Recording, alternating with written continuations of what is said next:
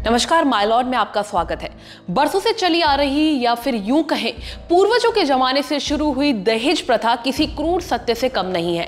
घर में जन्मी बेटी को जब शादी करके विदा किया जाता है तो माता पिता अपने आशीर्वाद के साथ साथ बेटी को कुछ चीजें या फिर धन देकर विदा करते हैं। अब इन चीजों को देने के लिए भले ही माता पिता को अपनी जमीन या फिर घर तक बेचना पड़ा हो, इसकी अहमियत ससुराल पक्ष को कम ही होती है और आम भाषा में इसे दहेज कहा जाता है। वैसे तो कानून में दहेज प्रथा प्रतिबंधित है, लेकिन हर शहर, हर कस्बे, यहाँ तक कि गांव में भी लोग इस प्रथा को बखूबी निभाते आ रहे हैं, फिर चाहे वो मनमर्जी हो या फिर मजबूरी। आइए जानते हैं भारत के कानून में दहेज देने और लेने पर किस तरह का प्रतिबंध है और कितनी सजा का प्रावधान है।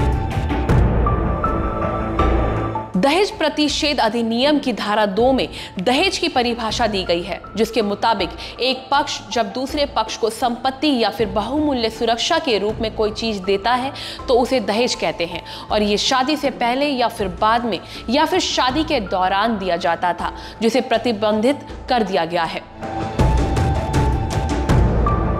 बता दें 1961 से दहेज प्रतिषेध अधिनियम को पारित करते हुए दहेज लेने या देने पर प्रतिबंध लगा दिया गया था। भारतीय दंड संहिता की धारा 304B और 498A के तहत दहेज के मामलों को देखा जाता है। कानून में लिखित अधिनियम के तहत दहेज लेने और देने दोनों के लिए दंड का प्रावधान है।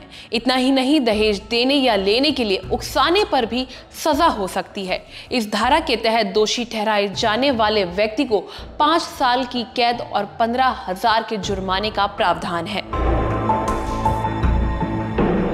धारा 4 के तहत कोई भी व्यक्ति जो दूल्हा या दुल्हन या उनके माता पिता या किसी अन्य रिश्तेदार से दहेज की मांग करता है, उसे भी कम से कम 6 महीने की कैद की सजा का प्रावधान है, जिसे 2 साल तक बढ़ाया जा सकता है। धारा 8 के अंतर्गत दहेज के प्रत्येक अपराध गैर जमानती और गैर समाधान योग्य हैं। इसका मतलब है कि इन मामलों को वापस नहीं लिया जा सकता। आईपीसी की धारा 304B में दहेज मृत्यु के लिए सजा तय है। अगर कोई महिला शादी के बाद पति या उसके किसी रिश्तेदार द्वारा दहेज या किसी भी दहेज संबंधित चीज के लिए मजबूर करने के लिए उत्पीड़न या क्रूरता का शिकार होती है या फिर किसी भी संदिग्ध परिस्थिति में शादी के 7 साल के अंदर उसकी मृत्यु हो जाती है तो उसे दहेज मृत्यु माना जाएगा। भारतीय दंड संहिता की धारा 498A विवाहिता महिला को किसी भी प्रकार की क्रूर हिंसा या पति की तरफ से किसी रिश्तेदार द्वारा शारीरिक और मानसिक दोनों तरह के उत्पीड़न से बचाती है। इस धारा के तहत किसी व्यक्ति को दोषी ठहराए जाने के लिए यह साबित करने की जरूरत है कि महिला को क्रूरता का सामना करना पड़ा, जिसके परिणाम स्वरूप महिला को चोट लगी या उसने खुदकुशी कर ली।